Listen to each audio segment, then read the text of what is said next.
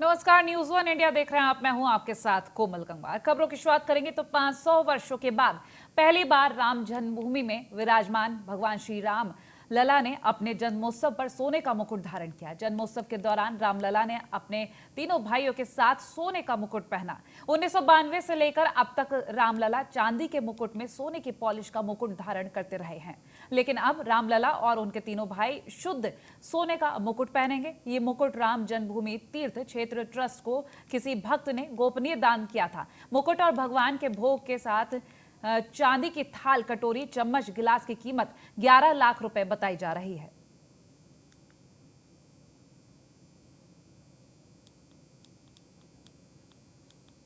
तो 500 वर्षों के बाद रामलला ने सोने का मुकुट धारण किया है।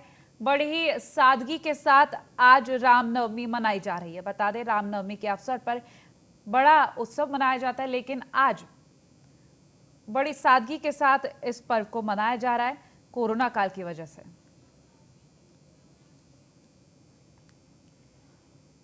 और अयोध्या से राघवेंद्र शुक्ला हमारे साथ लाइव जुड़ गए हैं। राघवेंद्र, लगातार कोरोना के आंकड़े बढ़ रहे हैं, इस बीच आज जब रामनवमी का पावन पर्व है तो बड़ी सादगी के साथ मनाया गया। 500 वर्षों के बाद सोने का मुकुट धारण किया है भगवान राम ने। बिल्कुल सपना, मैं आपको बता दूं कि 492 साल रामलला गर्भगृह परिसर में विराजमान है और राम मंदिर के भव्य निर्माण की भी शुरुआत हो चुकी है। लेकिन जो सपना लोगों ने देखा था कि इस बार की रामनवमी इसको जो है बड़े ही धूमधाम से मनाएंगे, वैसे तो रामनवमी के पर्व पर वैसे ही लाखों लाख श्रद्धालु अयोध्या पहुंचते हैं और अपने आराध्य भगवान श्री राम लला का दर्शन करते हैं, पूजन करते हैं और उनकी आरती करते हैं। एक बेहतर ढंग से जो है रामनवमी का पर्व मनाया जाता है। लेकिन मैं आपको याद दिला दूं कि वर्ष 1991 की बात करें तो 1991 में भी एक खौफ था रामलला का दर्शन करने के लिए, और यहाँ पर प्रशासन ने भी एक बड़ी पाबंदी लगाई थी, क्योंकि 90 और 92 के बीच में गोलीकांड भी हुआ था। 92 में यहाँ पर विध्वंस भी हुआ था बाबरी ढांचे का। कहीं ना कहीं से वो तमाम सारी चीजें थी कि जब लोग अयोध्या आने से डरते थे, उससे भी कहीं ज्यादा कोरोना संक्रमण को लेकर के लोगों में खौफ है। और यही कारण है कि अयोध्या के जो प्रमुख साधु संत हैं उन्होंने अपने मंदिरों के कपाट बंद कर दिए हैं और श्रद्धालुओं को आने के लिए फिलहाल मना कर रखा है। ऐसी अपील की है कि लोग अयोध्या न पहुंचे। ये अपने आप में बड़ी ही विडंबना है और कहा जाए कि अयोध्या के लिए ये अगर रामनवमी पर्व पर कहीं ना कहीं से जो है कोरोना का साया पड़ा हुआ है तो यह भी गलत नहीं होगा। दूसरी बात मैं आपको बता दूं कि क्योंकि अयोध्या का एक प्रमुख पर्व है रामनवमी, राम भक्त इसे बहुत ही उल्लासपूर्वक मनाते हैं। साधु संत और यहाँ के आवाम अपने घरों में जो है तरह तरह के व्यंजन पकवान बनाए हुए हैं। साथ ही भगवान रामलला की अगर बात की जाए तो चारों भाइयों यानी भगवान राम, लक्ष्मण, भरत और शत्रुघ्न, चारों को जो है सोने का मुकुट पहनाया गया। इससे पहले इन्होंने चांदी का मुकुट धारण कर रखा था। पहली बार ऐसा रहा, यानी 492 सालों के बाद आज भगवान श्री राम के माथे पर जो है वो सोने का मुकुट विराजमान है और साथ ही भव्य तरीके से जो है उनकी आरती और श्रृंगार पूजा की जा रही है। ठीक, अगर हम भक्तों को लेकर यहाँ कोशिश करें जानने की कि कैसा उत्साह। बेशक तौर पे देखिए, राम नगरी जो है वह भगवान राम के नाम से ही जानी जाती है और ऐसे में जब भगवान राम का जन्मोत्सव हो तो वाकई जो है हर घर से कहा जाता है भय प्रगट कृपाला दीन दयाला कौशल्या हितकारी, यानी माता कौशल्या से जब जन्म हुआ था भगवान राम का तो उस समय जो उत्साह अयोध्या वासियों में था, यानी राजा दशरथ की प्रजा चक्रवर्ती राजा दशरथ ने एक बड़ी यज्ञ की थी, बड़ी पूजा की थी और उसके बाद भगवान श्री राम का जन्म हुआ था। और भगवान श्री राम ने आगे चल करके अपने जीवन काल को मर्यादा में जीने का एक पाठ भी पढ़ाया था। ऐसे में अयोध्या वासी हमेशा ही भगवान राम को अपना आदर्श मानते हैं, अपना भगवान मानते हैं और जब उनका जन्मोत्सव हो तो निश्चित है कि अयोध्या वासी अपने आप में हंसी खुशी और पूरे हर्षोल्लास, पूरे गर्मजोशी के साथ उनका स्वागत करते हैं, उनकी पूजा करते हैं। और वही आज हर घरों में देखा जा रहा है। हालांकि बाहरी श्रद्धालुओं के आने पर भले ही प्रवेश की अनुमति नहीं मिली है, लेकिन जो अयोध्या वासी है वो अपने आप में बेहद ही उत्साहित और अपने घरों में पूरी बिल्कुल, तरीके से राम नगरी को देखा जाए तो हर तरफ से भक्त राम नगरी पहुंचना चाह रहे हैं। बहरहाल जो प्रवेश बंद किए गए हैं अभी कोरोना के चलते, वो बिल्कुल जायज भी है क्योंकि लगातार आंकड़े बढ़ रहे हैं। ऐसे में सादगी के साथ आज जो पर्व मनाया जा रहा है वो तारीफ के काबिल है। लेकिन यहाँ पर आपसे एक बार अयोध्या के कोरोना आंकड़ों को लेकर बात करना चाहेंगे। बिल्कुल देखिए सपना, कोरोना का वाकई कहर अयोध्या के अब पूरी देश और दुनिया में लोगों की नींद उड़ा चुका है। अयोध्या में भी करीब 2000 के करीब जो है कोरोना संक्रमित केस हैं। हर दिन 4 से 5 लोगों की मौतें भी यहाँ पर हो रही हैं। ऑक्सीजन सिलेंडर की अगर बात की जाए, जिला प्रशासन पूरी कोशिश में लगा हुआ है। आसपास के जनपदों से भी ऑक्सीजन सप्लाई किसी भी तरीके से बाधित ना हो, उसको लेकर के भी प्रयास में लगा हुआ है। बावजूद कोरोना चूंकि इतने बेहद बड़ा रूप ले चुका है कि हर मोहल्ले में या हर वार्ड की अगर बात की जाए तो लोग संक्रमित हैं। ऐसे में कोरोना संक्रमण जो है तेजी से फैलता हुआ दिखाई दे रहा है। रोकथाम के लिए प्रशासनिक अमला, स्वास्थ्य विभाग, नगर निगम और तमाम सारे कर्मचारी जो है कोरोना वॉरियर्स और फाइटर के रूप में जो है अपनी भूमिका कर रहे हैं। ठीक, साथ ही वैक्सीनेशन को लेकर भी सवाल करना चाहेंगे, कैसी स्थिति? वैक्सीनेशन की बात की जाए तो सीएमओ डॉक्टर घनश्याम सिंह ने आज न्यूज वन इंडिया पर कहा था कि वैक्सीनेशन की कोई कमी नहीं है। प्रॉपर तरीके से वैक्सीनेशन 18 की उम्र से ऊपर के भी लोगों को जो है वैक्सीनेशन लगाया जाएगा। और फिलहाल वैक्सीनेशन और इसके अलावा कुछ दवाएं हैं जो इम्यूनिटी बूस्टर के तौर पर है, वह भी जिला अस्पताल में पर्याप्त है। लेकिन ऑक्सीजन की फिलहाल कुछ कमियां दिखाई दे रहे हैं। अभी आवश्यकता है कि ऑक्सीजन किसी भी तरह से जो है अयोध्या में आपूर्ति फिलहाल जो है बाधित न होने पाए। तो फिलहाल अयोध्या जो है अपने आप में सुरक्षित और महफूज दिखाई दे रही है। ठीक, आज अगर हम बात कर रहे हैं रामनवमी को लेकर, तो खास तौर पर कुछ पूजा की जाती है मुहूर्त निकालकर, उस पूजा को लेकर बात करना चाहेंगे। बिल्कुल देखिए सपना, अभिजीत मुहूर्त में चैत्र माह कहा जाता है और रामनवमी यानी नवमी की तिथि होती है। इस दिन भगवान श्री राम का जो है जन्मोत्सव माना जाता है। और पौराणिक मान्यताओं के अनुसार आज के दिन भगवान श्री राम का जन्म दोपहर में 12 बजे हुआ था और ठीक 12 बज चुका है। ऐसे में रामलला गर्भगृह परिसर के अंदर जो है इस समय उनकी आरती पूजा अर्चना की शुरुआत हो चुकी है। चंपत राय जो श्री राम जन्मभूमि स्टेट ट्रस्ट के महासचिव हैं, उन्होंने ट्वीट कर और सोशल मीडिया पर भी जानकारी दी थी। खुद न्यूज वन इंडिया से आज सुबह बात भी हुई थी चंपत राय जी की। उन्होंने कहा था कि किसी भी तरह की कहीं कोई दिक्कत नहीं है। राम मंदिर के अंदर जो है लोग कोविड-19 की जांच करवाने के बाद वहां पर पहुंचे हुए भी हैं कुछ श्रद्धालु, और वह सभी जो है बाकायदा हिस्सा ले रहे हैं राम जन्मोत्सव का और पूरे हर्ष के साथ भगवान श्री राम का जन्मोत्सव मनाया जाएगा। ठीक, भक्तों में तो एक अलग ही उत्साह देखा जा रहा हो, क्योंकि लंबे वक्त के बाद जब राम जन्मभूमि का निर्माण हो रहा है और आज जब 500 वर्षों के बाद सोने का मुकुट भगवान राम और उनके भाइयों ने धारण किया है। बहरहाल हम एक तस्वीर के बारे में अगर बात करें तो पूर्णतया कोरोना काल में एक नेगेटिविटी के बीच में पॉजिटिविटी दिखाई दे रही होगी।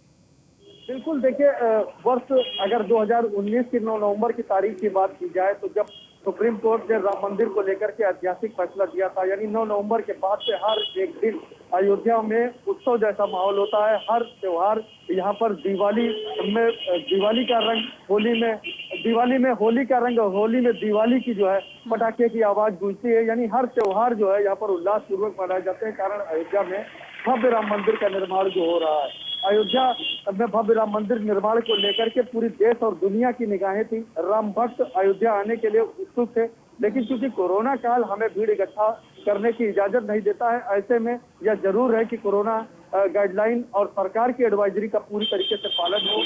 वजह से भले ही अयोध्या में आज सड़कों पर सन्नाटा है, या यूं कहें कि अयोध्या में बाहर के श्रद्धालु या राम भक्त नहीं पहुंचे हैं, लेकिन ठीक है उत्साह में राजवीर, चलिए कहीं बहुत कोई कमी नहीं शुक्रिया है। तमाम अपडेट्स हम तक पहुंचाने के लिए। कोरोना के कहर के बीच प्रधानमंत्री नरेंद्र मोदी ने देश को संबोधित किया। इस दौरान पीएम मोदी ने कहा कि कोरोना के खिलाफ देश आज फिर बहुत बड़ी लड़ाई लड़ रहा है। कुछ सप्ताह पहले तक स्थितियां संभली हुई थी और फिर ये कोरोना की दूसरी वेव तूफान बनकर आ गई है। पीएम मोदी ने कहा कि आज की स्थिति में हमें देश को लॉकडाउन से बचाना है। मैं राज्यों से भी अनुरोध करूंगा कि लॉकडाउन को अंतिम विकल्प के रूप में ही इस्तेमाल करें। लॉकडाउन से बचने की भरपूर कोशिश करनी है और माइक्रो कंटेनमेंट जोन पर ही ध्यान केंद्रित करना है। 1 मई के बाद से 18 वर्ष के ऊपर के किसी भी व्यक्ति को वैक्सीनेट किया जा सकेगा। अब भारत में जो वैक्सीन बनेगी उसका आधा हिस्सा सीधे राज्यों और अस्पतालों को भी मिलेगा। इस बीच गरीबों, बुजुर्गों, निम्न मध्यम वर्ग के लोग 45 वर्ष की आयु के ऊपर के व्यक्तियों के लिए केंद्र सरकार का जो वैक्सीन कार्यक्रम चल रहा है वो भी उतनी ही तेजी से जारी रहेगा। पहले की तरह ही सरकारी अस्पतालों में मुफ्त वैक्सीन मिलती रहेगी। आज की स्थिति में हमें देश को लॉकडाउन से बचाना है। मैं राज्यों से भी अनुरोध करूंगा कि वो लॉकडाउन को अंतिम विकल्प के रूप में ही इस्तेमाल करें। लॉकडाउन से बचने की भरपूर कोशिश करनी है और माइक्रो कंटेनमेंट जोन पर ही ध्यान केंद्रित करना है। हम अपनी अर्थव्यवस्था की सेहत भी सुधारेंगे और देशवासियों की सेहत का भी ध्यान रखेंगे। कोरोना की दूसरी लहर पर प्रियंका गांधी का सरकार पर बड़ा हमला सामने आया है। उन्होंने कहा कि ये सरकार दुबई में आईएसआई से बात कर सकती है, विपक्ष से नहीं। ऑक्सीजन उत्पादन में भारत दुनिया के सबसे बड़े देशों में से एक है, फिर देश में ऑक्सीजन की कमी क्यों है? सरकार के पास तैयारियों का समय था लेकिन कुछ नहीं किया। टीकाकरण में भारतीयों को नहीं दी जा रही प्राथमिकता।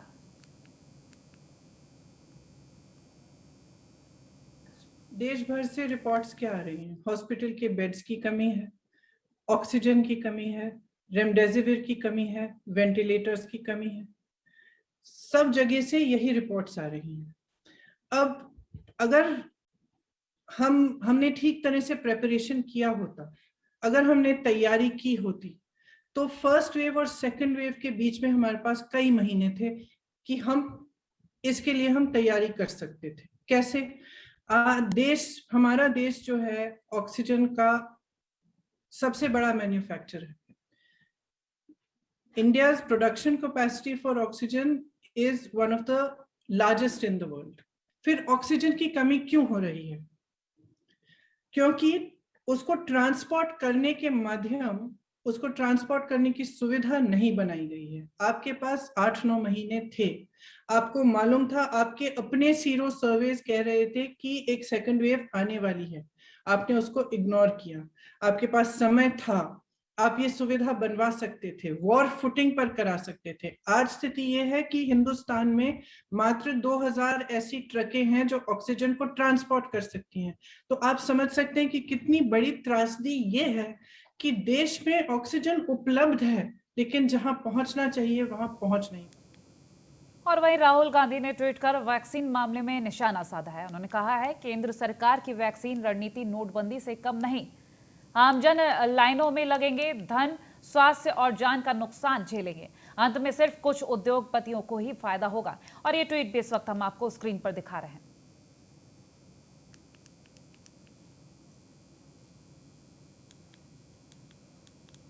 खबर सहारनपुर से, तूफान के चलते ट्रांसफार्मर में शॉर्ट सर्किट हो गया। बता दें, शॉर्ट सर्किट के बाद 2 ट्रांसफार्मर में भीषण आग लगी, धू-धू कर जले दोनों ही ट्रांसफार्मर। नगर निगम का शौचालय भी आग की चपेट में आ गया। बता दें, फायर ब्रिगेड ने कड़ी मशक्कत के बाद इस आग पर काबू पाया है। और आपको ये भी बता दें कि मंडी थाना इलाके के मंडी रोड की ये घटना है। तस्वीरें भी आपको दिखा रहे हैं इस वक्त।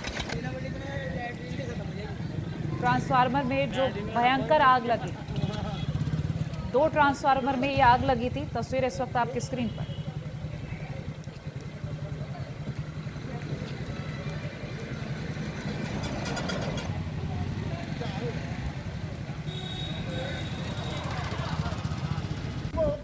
खबरों में आगे बढ़ेंगे तो बुलंदशहर से खबर। बेकाबू ट्रक ने वैन को टक्कर मारी है। हादसे में वैन सवार 3 मजदूरों की मौत हो गई। 3 लोग गंभीर रूप से घायल बताया जा रहा है। हायर सेंटर उनको रेफर कर दिया गया है। हरियाणा के जींद से अपने गांव जा रहे थे ये मजदूर और हादसे से आक्रोशित ग्रामीणों ने हंगामा किया है। बता दें, एसडीएम के आश्वासन पर ग्रामीण शांत हो गए। फिलहाल पुलिस ने शवों को पोस्टमार्टम के लिए भेज दिया है।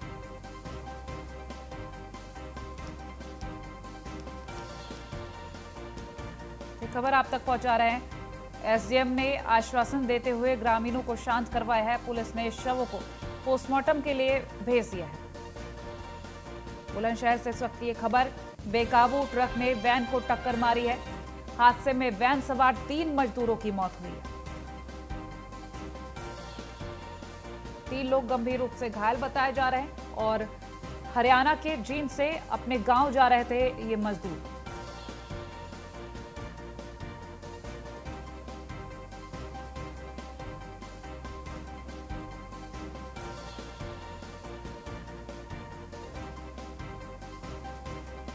पुलिस ने शवों को फिलहाल पोस्टमार्टम के लिए भेज दिया है। बुलंदशहर से ये खबर, बेकाबू ट्रक ने वैन को टक्कर मारी है और इस हादसे में वैन सवार 3 मजदूरों की मौत हो गई। 3 लोग घायल बताए जा रहे हैं, गंभीर रूप से घायल, जिन्हें हायर सेंटर रेफर किया गया है।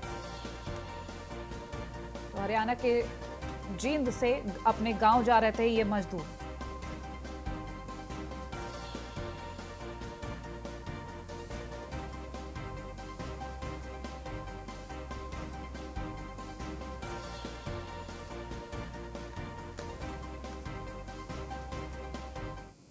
और लखनऊ से खबर, विकास दुबे मामले में यूपी पुलिस को राहत मिली है। बता दें, एनकाउंटर मामले में यूपी पुलिस को क्लीन चिट मिल गई है और ऐसे में सुप्रीम कोर्ट से गठित कमेटी ने पुलिस को क्लीन चिट दी है। यूपी पुलिस के खिलाफ कोई सबूत न मिलने की कमेटी की तरफ से बात कही गई है। और आपको ये भी बता दें कि 8 महीने की लंबी जांच के बाद ये रिपोर्ट सौंपी गई, जिसके बाद ये साबित हुआ कि पुलिस के खिलाफ कोई सबूत नहीं और पुलिस को क्लीन चिट मिली है।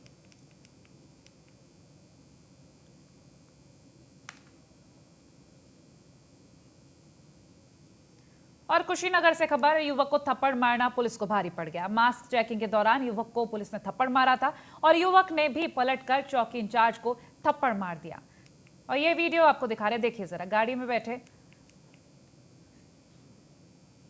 देखिए, युवक को थप्पड़ मारा और युवक ने पलटकर थप्पड़ मारा और वो वहां से भाग गया।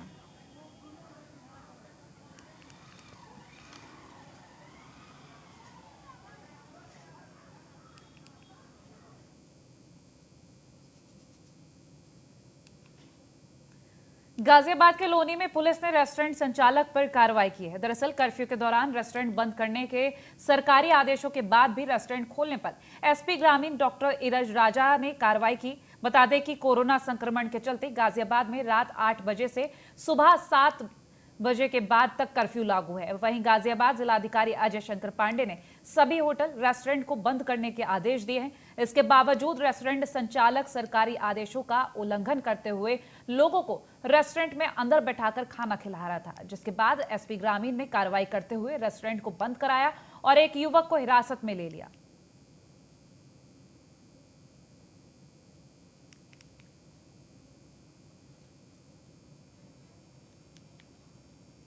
और वहीं राजधानी दिल्ली में दिल्ली सरकार द्वारा लागू किए गए 6 दिनों के लॉकडाउन को सख्ती से इसका पालन कराने के लिए दिल्ली पुलिस पूरी तरह से मुस्तैद है। जगह जगह बैरिकेडिंग कर दिल्ली पुलिस के जवान खड़े हैं और बिना वजह घूम रहे लोगों के साथ न केवल वो सख्ती दिखा रहे हैं, बल्कि नियम को तोड़ने वालों के खिलाफ चालान भी काट रहे हैं। दिल्ली पुलिस की इसी सुरक्षा व्यवस्था का जायजा लेने पहुंची वेस्टर्न रेंज की ज्वाइंट सीपी शालिनी सिंह दिल्ली के मंगोलपुरी क्षेत्र में पहुंची और पुलिस के जवानों का हौसला अफजाई भी की। इस दौरान ज्वाइंट सीपी शालिनी सिंह के साथ बाहरी जिला के एडिशनल डीसीपी सुधांशु धामा और आनंद मिश्रा सहित जिले के अन्य आलाधिकारी भी मौजूद रहे।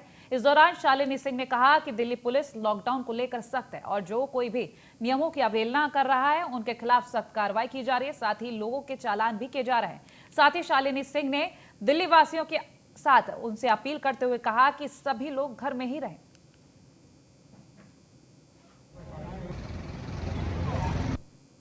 मालूम है यहाँ पे लॉकडाउन लगा हुआ है। लॉकडाउन के दौरान हमारा सबसे गुजारिश है कि घरों में ही रहें। ये कोरोना इतना फैल रहा है तो उससे बचने के लिए ये लगाया गया है। तो अभी जिन लोगों को परमिशन है, कुछ कैटेगरीज परमिशन है, जैसे असेंशियल सर्विसेज, डॉक्टर्स हुए या फायर सर्विसेज हुई या पुलिस हुई या जो लोग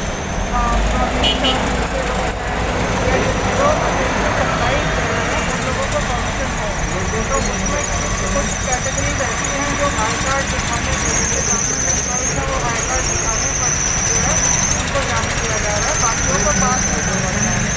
तो जिन लोगों को परमिशन है मूव करने की उनको हम परमिट कर रहे हैं, बाकी लोगों को रोका जा रहा है, उनका चालान हो रहा है, कई जगह FIR। और दिल्ली से ही खबर, बाबू जगजीवन राम अस्पताल के बाहर हंगामा कटा है। शख्स की मौत के बाद परिजनों ने हंगामा काटा, डॉक्टरों पर लापरवाही का आरोप लगा है। शख्स को लगातार बुखार आ रहा था, लेकिन डॉक्टरों की तरफ से लापरवाही दिखाई गई, ऐसा परिजनों का कहना। ये खबर दिल्ली से, बाबू जगजीवन राम अस्पताल के बाहर हंगामा काटा गया।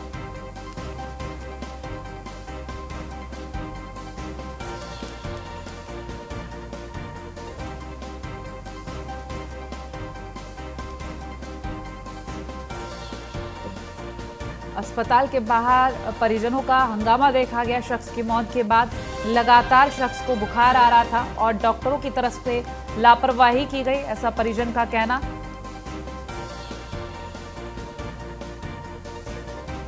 वक्त रहते इलाज न मिलने पर शख्स की मौत, तो डॉक्टरों पर लापरवाही का आरोप लगा है।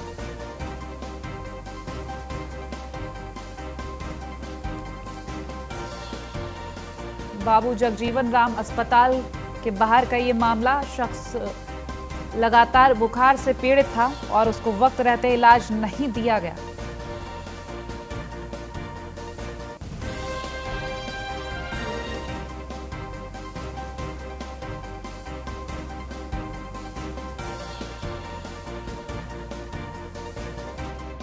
मेरा रिपोर्ट भी आया उसका कोविड का, उसमें नेगेटिव आया, बंदा पॉजिटिव नहीं है। और फिर उसके बाद मैं अभी सिर्फ 10 मिनट के लिए सिर्फ मैं घर ही गया और फिर मैं यहाँ से वापसी घर में मैंने जाते जाते पंजाबी वक्त तक ही फ़ोन आ गया कि डेथ हो गया। तो इन्होंने कारण क्या बताया आपको? कोई कारण नहीं बताया। पेशेंट मेरा ठीक था, ऑक्सीजन की तो उनको कमी थी, 17 तारीख से ही ऑक्सीजन कमी थी। मैं पेशेंट को खाना पीना खिला के कपड़े वपड़े चेंज करा के मैंने कहा पापा मैं अभी जस्ट अभी आ रहा हूँ। और फिर उसके बाद मेरी मिसिज़ यहाँ छोड़ के गया था। मिसिज़ को मैं, कितनी उम्र रही होगी इनकी? इनकी 73-74 ईयर्स है। आप कहाँ से आए वैसे? मैं इंदरपुरी से आया हूँ। इंदरपुर से आप यहाँ पर जी इलाज के लिए आए हैं? जी। तो ये कोई स्पेशल बताया, मतलब कि बड़ा दूर डिस्टेंस हो गया आपका यहाँ से यहाँ तक का? ये डिस्टेंस इसी हो गया था कि मेरे डॉक्टर थे यहाँ पर, वो जान पहचान थे, तो बोले आप यहाँ ले आओ। आप प्राइवेट में वैसे बेड नहीं मिला। डॉक्टर जो सब थे हमारे वो बहुत गुड आदमी, बहुत अच्छे आदमी थे। उन्होंने जब तक वो रहे तो प्रॉपर ट्रीटमेंट होता रहा इनका। यहाँ प्रॉपर ट्रीटमेंट होता, जैसे कि वो निकले और फिर उनके बाद वो उनको इमरजेंसी काम पड़ गया, वो चले गए और फिर वो ये लूज पड़ गए। यहाँ कोई टेक केयर नहीं होता है। यहाँ अनकोविड वाला बंदा आता है, उनको नॉन कोविड बता दिया जाता है। कोविड का भी जांच हुआ, सब कुछ हुआ, नेगेटिव। आज रिपोर्ट सुबह आया, नेगेटिव आया। सुबह से पेशेंट परेशान हो रखा है। डॉक्टर को बोला तो डॉक्टर हमें उल्टा बोलते हैं कि तुम्हें नहीं पता, हम डॉक्टर हैं यहाँ पे। मैंने कहा सर हम भी उसी लाइन में जॉब करते हैं, इतना नहीं आता लेकिन थोड़ा बहुत तो करते हैं। अगर पेशेंट को वेंटिलेटर पे डाला जाता, उस टाइम पहले देखा जाता पेशेंट के पल्स इनका 40 और 41 इतना ही आ रहा है। इनको बोला जा रहा है बट यहाँ पे कोई कार्रवाई नहीं है।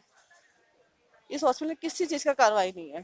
तो आज विस्तार से आज हुआ क्या, मतलब आप यहाँ लेके आए, हुआ क्या? सर हम 17 तारीख से यहाँ पे, आज सुबह से ही परेशान हो रखे हैं। सबको बोल बोल के ताकि बस देखते और चले जाते कि ठीक हो गए। जब पेशेंट को उठा के हम बिठाएंगे तो ठीक हो जाएगा। जब उसको दिक्कत हो तो वो थोड़ी ना बोलेगा हम बताएंगे उनको कि उनको परेशानी हो रहा है। कोरोना टेस्ट हुआ था, क्या निकला? सर नेगेटिव निकला है। मेरे पास रिपोर्ट्स भी सारी रखी हुई है। तो अब आप क्या कहते हैं, ये जो डेथ हुई है आपकी? हाँ जी, ये फर्स्ट डोज लगने के बाद इनको परेशानी ऐसा हुआ। और खबर जौनपुर से, मां की गोद में किशोर ने दम तोड़ा। बता दें स्वास्थ्य विभाग की बड़ी लापरवाही के चलते ये घटना घटित हुई है। जौनपुर से इस वक्त की ये खबर, स्वास्थ्य विभाग की लापरवाही से किशोर की जान चली गई। अस्पताल के गेट पर किशोर ने दम तोड़ दिया। फिलहाल ये मार्मिक तस्वीरें, मां की गोद में सांस की समस्या के चलते किशोर ने दम तोड़ दिया। ये तस्वीरें भी आपको दिखा रहे हैं, बेहद मार्मिक तस्वीरें जौनपुर से।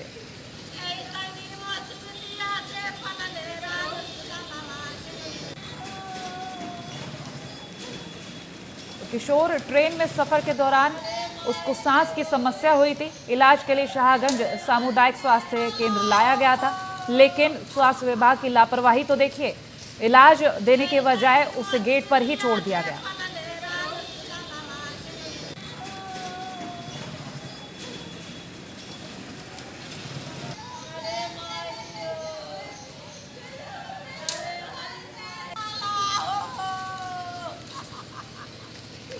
संवाददाता देवेंद्र खरे हमारे साथ फोन लाइन पर जुड़ गए हैं। देवेंद्र, ये कैसी लापरवाही है? स्वास्थ्य केंद्र के गेट पर किशोर का शव पड़ा हुआ है और कोई आकर हालचाल भी नहीं पूछ रहा। जी आपको बता दें, ये पूरा मामला शाहगंज सामुदायिक केंद्र का है, जहां पर डॉक्टर को भगवान कहा जाता है। इसमें कोरोना का बहुत तगड़ा चल रहा है यहाँ पर, लेकिन जो आप उस तस्वीरों में देख रहे हैं किस तरह से ये मार्मिक तस्वीर है। और अपनी माँ के गोद में वो मर गया, लेकिन कोई भी ना स्वास्थ्य कर्मी ना कोई डॉक्टर जिम्मेदार उसको अगर मौके पर उसको देख लिया होता तो आज उसकी जान बच जाती। ऐसे में साफ दिखाई दे रहा है किस तरह से स्वास्थ्य विभाग का मानवीय चेहरा दिखाई दे रहा है। लेकिन अभी भी कोई जिम्मेदार चिकित्सा अधिकारी अभी भी कोई अपनी लापरवाही को कबूल नहीं रहे हैं कि किस तरह से, क्योंकि ये पूरा मामला सामुदायिक स्वास्थ्य केंद्र के ठीक एकदम बाहर का है। अगर चाहते तो मौके पर उसको इलाज मिल जाता तो उसकी आज जान बच जाती, लेकिन कोविड को देखते हुए न तो कोई डॉक्टर उसको देख पाया, ना तो कोई कर्मचारी उसके पास मौजूद है। माँ पूरी तरह से तड़प रही देवेंद्र, आखिर ऐसे है कैसे हो सकता है? कोरोना पेशेंट्स का भी इलाज हो रहा है, कोई व्यक्ति आता है उसको सांस लेने में दिक्कत हो रही है, किसी भी तरीके से सही पीपीई किट का इस्तेमाल करके ही सही उसको देखना चाहिए था। शव गेट पर पड़ा हुआ है, इतनी बड़ी लापरवाही है यहाँ अस्पताल प्रशासन की। जी आपको बता दें कि लगातार ये जब से कोविड का यहाँ चल रहा है मामला, यहाँ पर स्वास्थ्य विभाग की लापरवाही लगातार जारी है। चाहे L1 to L1 हॉस्पिटल हो या L2 हॉस्पिटल हो, तमाम कोरोना के ऐसे मरीज हैं जो तमाम स्वास्थ्य विभाग के कार्यों पर सवालिया निशान उठा रहे हैं। न तो उनको इलाज मिल पा रहा है, न तो उनको उचित व्यवस्था मिल पा रही है, जिससे यहाँ पर लगातार मौतों का आंकड़ा बढ़ता चला है। सीधा सवालों से मुकरते हुए नजर आ रहे हैं ये अधिकारीगण। चलिए, बहुत शुक्रिया तमाम अपडेट्स देने के लिए। फिलहाल बुलेटिन में इतना ही। खबरों के लिए देखते रहे News1 इंडिया। नमस्कार।